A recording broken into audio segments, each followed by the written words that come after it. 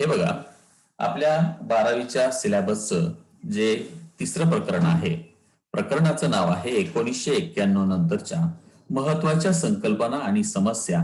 त्यामध्ये मानवतावादी जे प्रश्न आहेत, या प्रकरणाला आपण सुरुवात केलेली आहे.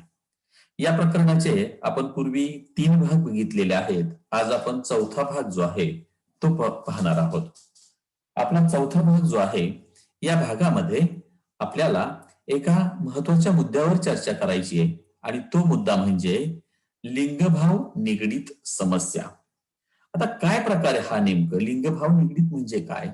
तर स्त्री आणि पुरुष यांच्यामध्ये जो एक प्रकारचा भेदभाव केला जातो, त्या संदर्भामध्ये या मुद्द्याची चर्चा आपल्याला करायची आहे.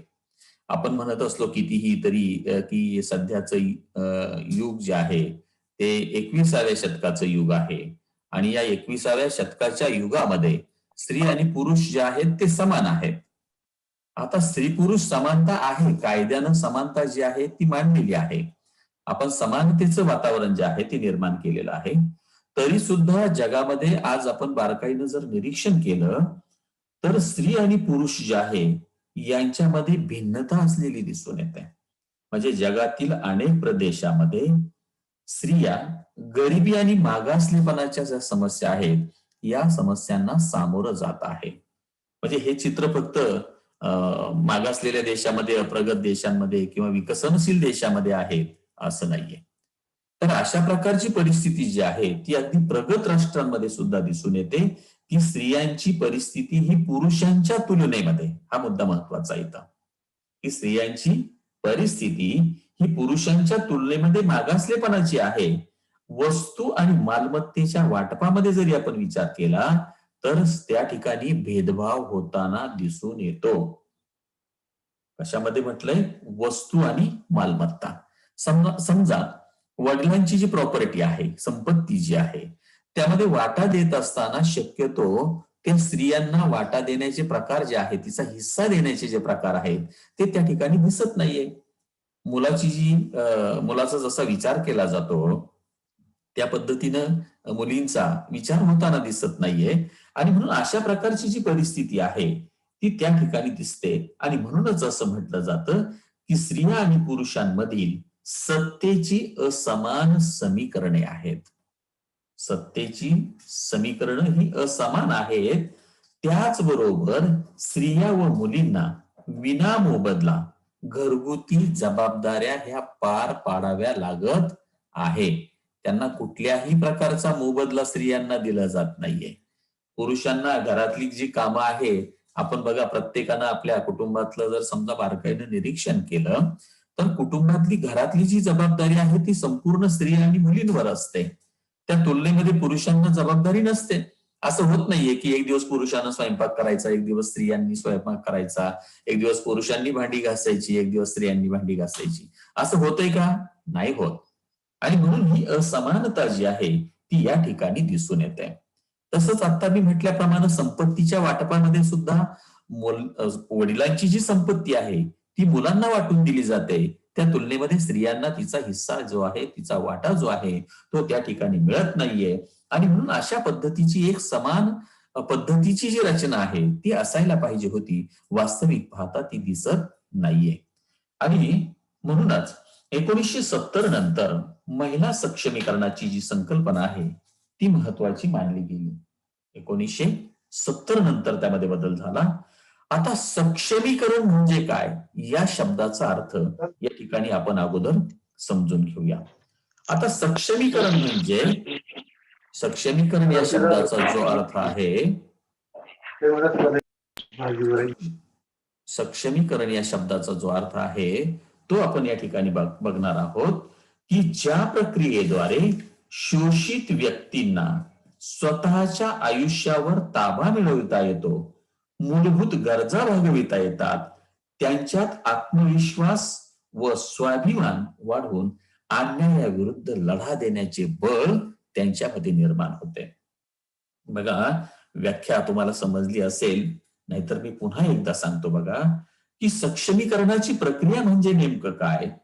तर त्या ज्या स्त्रिया आहेत त्यांना स्वतःच्या आयुष्यावर ताबा मिळवता आला पाहिजे. स्त्री ही दुसऱ्याची दास असून चालणार नाही. स्त्रियांवर दुसऱ्याचं स्वामित्व असून चालणार नाही. तिचं सुद्धा तिला आत्मविश्वास जो आहे तो तिच्यामध्ये जतन करता आला पाहिजे. त्याचबरोबर तिला स्वाभिमानानं आपलं जीवन जे आहे ते जगता आलं पाहिजे. आणि जर समजा अन्याय होत असेल तर त्या अन्यायाविरुद्ध लढा देण्याचं बळ जे आहे ते महिला, मुली आणि स्त्रियांमध्ये जर आलं तरच खऱ्या अर्थानं सक्षमीकरणाची प्रक्रिया पूर्ण झाली असं म्हणता येईल. आलंय लक्षात तुमच्या? की असं सक्षमीकरण, असा आत्मविश्वास, असा स्वाभिमान त्यांच्यामध्ये निर्माण झाला तर कोणाची हिंमत होणार नाही की स्त्रियांवर अन्याय किंवा अत्याचार करण्याची.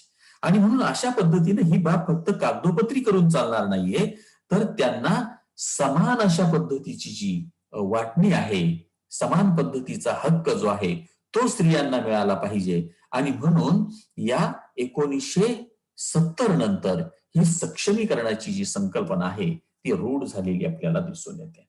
आणि म्हणून अशा पद्धतीचा आत्मविश्वास, आत्मसन्मान जो आहे तो स्त्रियांमध्ये निर्माण होणं आवश्यक आहे.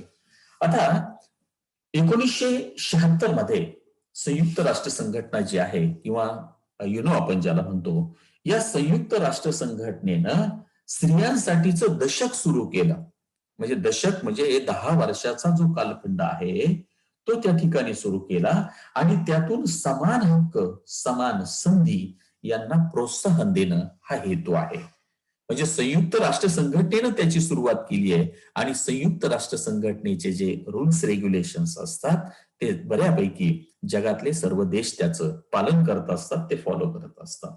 आणि म्हणून अशा पद्धतीनं संयुक्त राष्ट्र संघटनेनं त्यामध्ये पुढाकार घेतला आणि 1976चं जे दशक आहे ते स्त्रियांसाठीचं दशक म्हणून घोषित केलेलं या ठिकाणी दिसून येतं. तुम्हाला परीक्षेमध्ये प्रश्न विचारला जातो की स्त्रियांसाठीचं दशक कोणत्या वर्षी सुरू झालं किंवा केव्हा सुरू झालं, तर त्याचं उत्तर आहे 1976 आहे. ओके. अशा पद्धतीचा जो एक प्रकारे स्त्रियांसाठीचा आत्मसन्मानाचा जो एक मार्ग आहे तो त्या ठिकाणी संयुक्त राष्ट्र संघटनेनं सुरू करून दिला. 1980 सालापासून जागतिक राजकारणामध्ये लिंगभाव निगडीत दृष्टिकोन विकसित झाला. या ठिकाणी स्लाइड मध्ये तुम्हाला दिसत असेल बघा की 1980 या वर्षापासून लिंगभाव निगडीत जो दृष्टिकोन आहे तो त्या ठिकाणी विकसित झाला. आता तुमच्या मनामध्ये एक प्रकारचा प्रश्न इथे निर्माण होत असेल बघा, आणि निश्चित व्हायला पाहिजे की लिंगभाव म्हणजे नेमकं काय, लिंगभाव निगडीत समस्या म्हणजे काय. तर अतिशय सोपा त्याचा अर्थ आहे बघा की पुरुष आणि स्त्रिया यांना समाजाने बहाल केलेली वैशिष्ट्य. लिंगभाव निगडीत म्हणजे काय, तर स्त्रिया आणि पुरुष यांना समाजाने बहाल केलेली वैशिष्ट्य म्हणजे त्यांचा स्वभाव असेल, नीतिमूल्य असेल, त्यांची भूमिका असेल, नातेसंबंध असेल आणि सर्वात महत्वाची गोष्ट म्हणजे कामाचं विभाजन इत्यादींचा समावेश लिंगभावामध्ये होताना दिसून येतो. 19व्या शतकामध्ये जगामध्ये अनेक ठिकाणी स्त्रीवादी चळवळी निर्माण झाल्या आणि या चळवळीचा उदय झाल्यामुळे समान हक्क, सामाजिक समानता आणि राजकीय समानता, न्याय इत्यादीवर भर देण्यात आला. म्हणजे हळूहळू काळाच्या ओघामध्ये स्त्रियांच्या परिस्थितीमध्ये जो आहे तो आमूलाग्र बदल व्हायला लागला. याच्या अगोदरची परिस्थिती तुम्हाला माहिती असेल, तुम्ही अनेकांकडून, घरामध्ये वडीलधाऱ्या माणसांकडून, आजी आजोबांकडून, शाळा महाविद्यालयामध्ये तुम्ही ऐकलं असेल की पूर्वी स्त्रियांची परिस्थिती ही अतिशय असमान होती. स्त्रियांना कुठल्याही पद्धतीचे हक्क दिले जात नसायचे. आपण पाहिले बघा मागं इयत्ता 11वीच्या वर्षामध्ये की इंग्लंड अमेरिकेमध्ये सुद्धा स्त्रियांना मतदानाच्या हक्कासाठी संघर्ष करावा लागला. म्हणजे इंग्लंड अमेरिका हे महासत्ता असलेले देश आहे आणि अशा प्रगत राष्ट्रांमध्ये जर स्त्रियांची ही परिस्थिती असेल तर आपल्या भारतासारख्या किंवा अगदी आफ्रिका खंडातल्या देशांच्या बाबतीत त्याचा विचार न केलेला बरा. आणि म्हणून इतकी वाईट परिस्थिती स्त्रियांना होती. स्त्रियांची भूमिका ही अतिशय मर्यादित होती किंवा ज्याला आपण म्हणतो की चूल आणि मूल अशा पद्धतीची भूमिका ही स्त्रियांच्या वाट्याला आलेली होती. परंतु तसं करून आता चालणार नाहीये, कारण 19व्या शतकामध्ये या अनेक ठिकाणी स्त्रियांच्या विषयी जागृती करण्यासाठी चळवळी सुरू झाल्या आणि या चळवळीच्या माध्यमातून महिलांची परिस्थिती जी आहे ती बदलण्यासाठी सुरुवात झाली. आणि म्हणूनच पुढचा मुद्दा आपण या ठिकाणी पाहतोय की भारतातील महिलांच्या ज्या समस्या आहे किंवा जी स्थिती आहे त्याविषयी आपण या ठिकाणी चर्चा करणार आहोत. आता भारतीय संविधानानं किंवा भारतीय संविधानाची जी उद्देश पत्रिका आहे किंवा आपण ज्याला सरनामा म्हणतो, या उद्देश पत्रिकेमध्ये मूलभूत हक्क, मार्गदर्शक तत्व, मूलभूत कर्तव्य यामध्ये लिंगभाव म्हणजे स्त्री पुरुष समानता देण्यात आलेली आहे.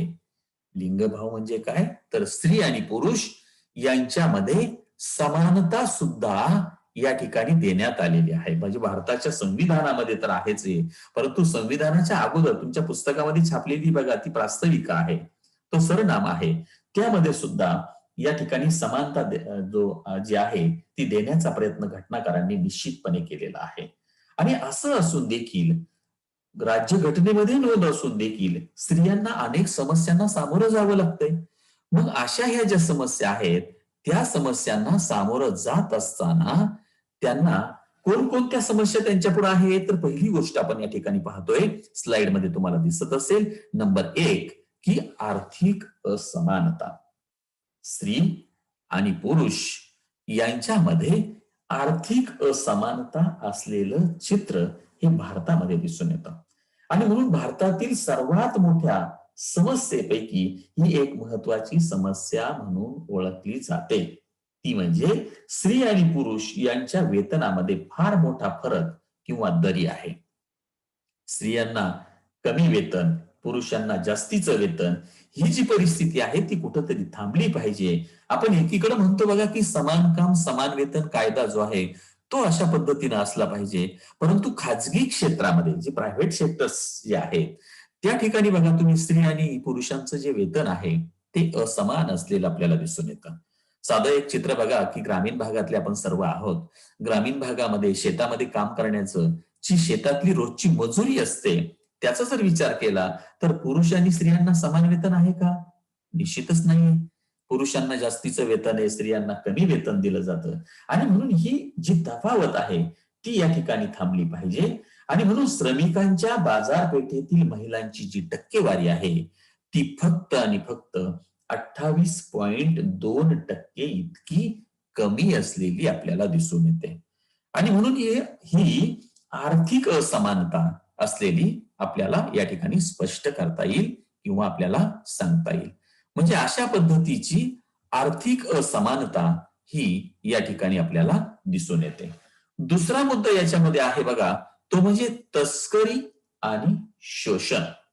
अतिशय महत्वाचा मुद्दा आहे बघा, की तस्करी आणि शोषण जे आहे हे सुद्धा स्त्रियांच्या बाबतीमध्ये होताना दिसून येतंय. ही वस्तुस्थिती आहे ती आपल्याला नाकारून चालता येणार नाही. काय परिस्थिती बघा, की 2013 साली संयुक्त राष्ट्र संघटनेचा एक विभाग आहे, तो म्हणजे मादक पदार्थ आणि गुन्हे अन्वेषण विभाग. संयुक्त राष्ट्र संघटनेचे छोटे छोटे विभाग आहेत. तुम्ही 11वीला आपण पाहिलेत बघा, आमसभा, सुरक्षा समिती, आंतरराष्ट्रीय न्यायालय, आर्थिक सामाजिक मंडळ, अशा पद्धतीचे जे विभाग आहेत. परंतु आणखी काही अशा संस्था आहेत की त्या ठिकाणी जगातला एक प्रकारचा सर्व्हे केला जातो आणि त्यातला हा विभाग आहे, तो म्हणजे मादक पदार्थ किंवा अंमली पदार्थ म्हणायचं आणि गुन्हे अन्वेषण विभाग. या विभागानं 2013 साली एक अहवाल सादर केला आणि त्या अहवालानुसार त्यांनी अशा पद्धतीचं मत मांडलं बघा, की भारतातील महिलांचे जबरदस्तीनं विवाह करण्यासाठी ची तस्करी होताना दिसून येते. बघा किती वाईट परिस्थिती आहे, किती वास्तव चित्र जे आहे ते हे समोर येताना दिसतंय. आता ही परिस्थिती भारताच्या बाबतीत आपण याचा विचार करतोय म्हणजे फक्त भारतातच ही समस्या आहे असं नाही, तर जगामध्ये सुद्धा आहे. परंतु अभ्यास आपण या ठिकाणी भारताचा करतोय आणि म्हणून त्यांनी त्यांच्या अहवालामध्ये म्हटलंय की महिलांचं जबरदस्तीनं विवाह जो आहे तो केला जातो आणि अशा विवाहांना त्या तयार होत नाहीये आणि म्हणून त्यांची तस्करी होताना दिसते. म्हणजे त्यांना त्यांच्याशी एक प्रकारे जोर जबरदस्तीनं विवाह केला जातो, त्यातून त्यांचं शोषण होतं आणि स्त्री जरी असली तरी तो शेवटी समाजाचा घटक आहे, एक जबाबदार जो नागरिक आहे, त्यांना त्यांचे हक्क जे आहे ते मिळत नाहीये. म्हणजे आपण एकीकडं चंद्रावर मंगळावर शोध सुरू आहे, तिथं हवा आहे का, पाणी आहे का, तिथं आपल्याला राहायला जाता येईल का, अशी परिस्थिती आहे. आणि दुसरीकडे मात्र स्त्रियांची तस्करी होते, शोषण होतं आणि त्यांना त्यांचे हक्क जे आहेत ते डावलले जातात. आता अशा प्रकारची परिस्थिती आहे. परंतु आणखी एक चित्र या ठिकाणी आहे की समाजामध्ये स्त्रियांना मोलकरीण म्हणून राबवून घेतलं जातं. आता तुम्ही म्हणणार की आपल्याला याच्याशी काही संबंध नाहीये, परंतु वास्तविक पाहता तुमच्या आमच्या सगळ्यांच्या कुटुंबामध्ये आपण जर बारकाईने विचार केला तर घरामधली आई जी असते किंवा मुलगी जी असते तर त्यांना घर कामामध्ये ऍज लाईक आपण जसं म्हणतो की जसं मोलकर्णीप्रमाणे राबवावं लागतं, राबवून त्या घेतायत, अगदी आनंदाने घेतात. किती मनाचा त्यांचा मोठेपणा आहे बघा. आणि आपण पुरुष प्रधान संस्कृती म्हणायचं, होय की नाही, आणि स्त्रियांना दुय्यम स्थान देतो. म्हणजे हे चित्र कुठेतरी थांबणं गरजेचं आहे. आता तुम्ही म्हणणार की आता पुरुषांनी स्वयंपाक करायचा का, परंतु त्यांना त्यांच्या कामामध्ये मदत करणं ही एक अशा पद्धतीची अपेक्षा आहे. आणि कालांतरानं या ज्या स्त्रिया आहेत, आपण आपल्या मुद्द्यावर, मूळच्या मुद्द्यावर येऊया, की त्यांचं शोषण होतं, त्यांची तस्करी होते, त्यांना पळून नेलं जातं, लग्न केलं जातं, मोलकरीण म्हणून राबवलं जातं आणि शेवटी कालांतराने त्यांना परित्यक्त केलं जातं. अशा पद्धतीचा शब्दप्रयोग आपल्या पुस्तकामध्ये आहे. परित्यक्ता करणं म्हणजे काय, तर शेवटी त्यांना सोडून दिलं जातं. त्यांना त्यांचं जे जीवन आहे ते अक्षरशः वाऱ्यावर त्यांना सोडून दिलं जातं. आणि म्हणून ही परिस्थिती जी आहे ती अतिशय अयोग्य अशा पद्धतीचं चित्र हे समाजामध्ये दिसून येतं. आणि म्हणून ही समाजातली स्त्रियांची जी स्थिती आहे ही अशा पद्धतीची आहे, या स्त्रियांच्या समस्या असलेलं आपल्याला दिसून येतं. यानंतर आपण तिसरी समस्या पाहणार आहोत, ती म्हणजे साक्षरतेचे प्रमाण. स्त्री आणि पुरुष यांच्यामध्ये जे साक्षरतेचं प्रमाण आहे ते या ठिकाणी आपण पाहणार आहोत. आता 2011ची जी जनगणना आहे, जनगणना म्हणजे काय, तर दर 10 वर्षानं देशातली जी जनता आहे त्यांचं मोजणी केली जाते की किती जनता आहे. 10 वर्षानं ती होत असते. तर आपल्या पुस्तकामध्ये 2011 सालचा संदर्भ आहे. आता 2021 आलं, आता इथून पुढे त्याची जनगणना वगैरे सुरू होईल. ती शासनाचं काम जे आहे ते समजा सुरू आहे. परंतु या अहवालानुसार बघा की पुरुषांच्या साक्षरतेचं जे प्रमाण आहे ते 82.14% आहे आणि महिलांच्या साक्षरतेचं प्रमाण मात्र फक्त 65.46% आहे. बघा या आकडेवारीनुसार काय लक्षात येतं, पुरुषांचं प्रमाण 82.14 आणि स्त्रियांच्या साक्षरतेचं प्रमाण मात्र 65.46. म्हणजे किती विरोधाभास आहे. कशी समता म्हणायचं, नाहीये, समता या ठिकाणी दिसत नाहीये. आणि म्हणून अशा पद्धतीनं ही स्त्रियांची समस्या आहे की त्यांना साक्षरतेचं प्रमाण जे आहे ते स्त्रियांच्या बाबतीमध्ये वाढवलं जाणं आवश्यक आहे. कुटुंबामध्ये आपण कुटुंबाच्या बाबतीमध्ये सुद्धा विचार करू. मुलगा आणि मुलगी असेल तर मुलाला इंग्लिश मीडियमच्या शाळेमध्ये पाठवलं जातं, मुलीला जिल्हा परिषदेच्या शाळेमध्ये. का? ती समाजाचे घटक नाहीये, ती कुटुंबातली एक जबाबदार नागरिक होणार नाहीये, तिचं आयुष्य जे आहे, तिचे जे हक्क जे आहे ते तिला मिळाले पाहिजे की नाही.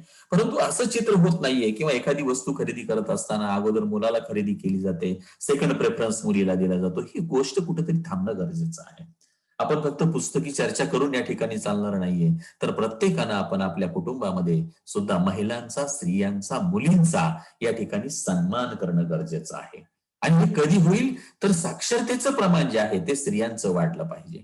आपण पाहतो बघा, अलीकडच्या काळामध्ये सगळ्याच मुली शिक्षण घेतात, परंतु त्यातल्या त्यात उच्च शिक्षणाचा जर विचार केला आपण, तर उच्च शिक्षण हे फक्त पुरुषांच्या वाट्याला जास्तीचं येतंय, स्त्रियांना येतंय. पण हे काय, तर आपल्या पुस्तकामध्ये सांगितलेल्या आकडेवारीनुसार फक्त 65% प्रमाण, 65.46%, आणि पुरुष मात्र 82.14%. आणि म्हणून स्त्रियांच्या साक्षरतेचं प्रमाण वाढलं पाहिजे, अशा पद्धतीची एक प्रकारची अपेक्षा या ठिकाणी व्यक्त केली जाते. यानंतर पुढचा चौथा मुद्दा आहे तो म्हणजे राजकीय प्रतिनिधित्व. आता हा अतिशय महत्वाचा मुद्दा आहे. राजकीय प्रतिनिधित्व म्हणजे स्त्रिया राजकारणामध्ये किती प्रमाणामध्ये आहे, स्त्रियांना त्यांच्या प्रगतीसाठी काय, कशा पद्धतीचे कार्यक्रम किंवा शासनाचे निर्णय आहेत, त्याच्यावर आपण या ठिकाणी चर्चा करणार आहोत. आता स्वातंत्र्य काळापासूनच भारतीय संसदेमध्ये आणि राज्यांची जी विधानसभा असते, विधानमंडळ असतात, या विधानमंडळांमध्ये महिलांचं प्रमाण खूप कमी असल्याचं चित्र दिसून येत आहे. महिलांची प्रगतीसाठी शासनाने वेगवेगळे कार्यक्रम आयोजित केलेले आहेत, वेगवेगळे सरकारची धोरणं आहेत. साधारणपणे 7-8 धोरणांचा आपण या ठिकाणी विचार करणार आहोत, की स्त्रियांना संसदेमध्ये आपण पाहिलं तर किती खासदार असतात, खूप कमी दिसतात. किती आमदार आहेत, तर संख्येनं खूप महिला आमदार कमी आहेत. ते प्रमाण काही समान नाहीये, ते 50% या ठिकाणी दिसत नाहीये. आणि म्हणून यांचं जे प्रमाण आहे, स्त्रियांचं जे प्रमाण आहे, ते या ठिकाणी वाढणं गरजेचं आहे. आणि म्हणून शासनाच्या पातळीवरचे जे कार्यक्रम आहेत, त्यांचा आपण या ठिकाणी विचार करणार आहोत. पहिला कार्यक्रम आहे तो म्हणजे 1953 साली केंद्रीय सामाजिक कल्याण मंडळ जे आहे, त्यामार्फत एक महिला मंडळाची स्थापना केली आणि कुटुंब, महिला आणि बालकांसाठी कल्याणकारी योजना राबवलेल्या आहेत. दुसरं आहे ते 1960च्या दशकापासून कल्याणकारी योजना म्हणून शिक्षणावर भर देण्यात आला. तसंच आरोग्य, शिक्षण, पोषण, कुटुंब आणि नियोजनावर भर देण्यात आला. ही सगळी सरकारी धोरणं आहेत बघा. पुढचं आहे तो म्हणजे 1960च्या दशकापासून कल्याणकारी योजना म्हणून शिक्षणावर भर दिलाय. आता सांगितलं मी. 1970 मध्ये कल्याणकारी दृष्टिकोनामध्ये विकासावर भर दिला. 1980 मध्ये आरोग्य, शिक्षण आणि रोजगारावर भर दिला. 1990 मध्ये विकासाऐवजी सक्षमीकरण, आता मी मगाशी सांगितलं तसं आत्मविश्वास, आत्मसन्मान त्यांचे जे आहे ते जोपासले पाहिजे स्त्रियांचे. पुढचा दृष्टिकोन जो आहे तो 1990 मध्ये कायद्यामध्ये दुरुस्ती करण्यात आली आणि एक महत्वाची तरतूद राज्यघटनेमध्ये करण्यात आली, ती म्हणजे राष्ट्रीय महिला आयोगाची स्थापना करण्यात आली. आज बघा, स्त्रियांच्या अन्याय, अत्याचार जर झाले तर राष्ट्रीय महिला आयोग जो आहे तो त्या ठिकाणी त्याची दखल घेत असतो बघा. आणि म्हणून एक प्रकारची चांगली परिस्थिती काही प्रमाणात का होईना पण स्त्रियांच्या बाबतीमध्ये व्हायला लागली. आणि म्हणून भारताच्या राज्यघटनेमध्ये 1990च्या कायद्यानुसार राष्ट्रीय महिला आयोगाची स्थापना करण्यात आलेली आहे. 1993 मध्ये 73वी आणि 74वी राज्यघटनेची दुरुस्ती झाली. आपल्या भारताच्या राज्यघटनेची घटना दुरुस्ती करण्यात आली आणि पंचायत समिती, नगरपालिकांमध्ये महिलांना आरक्षण देण्यात आलेलं आहे. आणि एक प्रकारे स्त्रियांचा राजकारणामधलं जे प्रतिनिधित्व आहे, त्यांची जी संधी आहे ती त्या ठिकाणी अधिक संधी देण्याचा प्रयत्न हा करण्यात आलेला आहे. एकंदरीत काय तर जागतिकीकरण, औद्योगिकीकरण, शहरीकरण आणि आधुनिकीकरणामुळे महिलांना एका बाजूला शिक्षण, रोजगार, निर्णय प्रक्रियेत संधी मिळत आहे, तर दुसऱ्या बाजूला जे वास्तव आहे ते नाकारून चालता येणार नाही. एकीकडे प्रगतीचे चित्र दिसतंय, परंतु वस्तुस्थिती अशी आहे की दुसऱ्या बाजूला स्त्रियांवरील अत्याचारांमध्ये वाढ होत आहे, वेतनामध्ये तफावत आहे, स्त्रियांना भेदभाव जो आहे स्त्रियांच्या बाबतीमध्ये, या गोष्टींचा सामना हा स्त्रियांना करावा लागत आहे. त्यासाठी कुटुंब, समुदाय, धर्म, शैक्षणिक संस्था, समाजातील मूल्य, मानसिकता याच्यामध्ये बदल झाला पाहिजे. सोप्या भाषेत सांगू काय केलं पाहिजे तर स्त्रियांकडे पाहण्याचा दृष्टिकोन हा बदलला पाहिजे. स्त्रिया सुद्धा समाजाचा एक घटक आहे, एक नागरिक आहे, एक माणूस आहे, एक जीव आहे. आणि म्हणून त्यांना सुद्धा एक आत्मसन्मानाचं जे आहे ते स्त्रियांना मिळालं पाहिजे. आणि म्हणूनच 2006 साली याच्यामध्ये बदल केला. 2006 मध्ये तो असा की 2006 नुसार या स्त्रियांच्या मध्ये भारत सरकारने महिला आणि बाल विकास हा अशा पद्धतीचा एक नवीन विभाग सुरू केला आणि या विभागांमार्फत स्त्रियांच्या परिस्थितीमध्ये सुधारणा करून आणण्यासाठी प्रयत्न होत आहे. आणि अशा पद्धतीचा जो एक प्रकारचा दृष्टिकोन जो आहे तो स्वीकारलेला आहे. आता हा दृष्टिकोन जो आहे तो स्वीकारण्यामागचा जो उद्देश आहे तो या ठिकाणी आपल्याला पाहायचा आहे की अशा पद्धतीचा दृष्टिकोन जो आहे तो का बदललेला आहे. तर त्याचा पहिला उद्देश आहे तर महिला आणि बालकांसाठी असलेल्या धोरणातील त्रुटी शोधणं. अजूनही त्रुटी आहेत, अजूनही पाहिजे तेवढं सक्षमीकरण झालेलं नाहीये आणि म्हणून त्रुटी शोधण्याचं काम करणं. दुसरी गोष्ट तर लिंगभाव म्हणजे स्त्री पुरुष समानतेसाठी बालकांवर केंद्रित कायदे तयार करणं. म्हणजे लहान मुलांचं सुद्धा या ठिकाणी शोषण किंवा अन्याय अत्याचार होतो, म्हणून त्यांचं त्या ठिकाणी त्यांच्यावर आधारित कायदे करणं. महिलांना सन्मानानं जगता येईल किंवा विकासाचा समान भागीदार होता येईल अशा परिस्थितीची एक प्रकारची निर्मिती करणं, हिंसा आणि भेदभाव रहित वातावरण निर्माण करणं, सक्षमीकरण साधणं आणि म्हणूनच 2001 महिला सक्षमीकरणाचं राष्ट्रीय धोरण हे स्वीकारण्यात आलेलं आहे.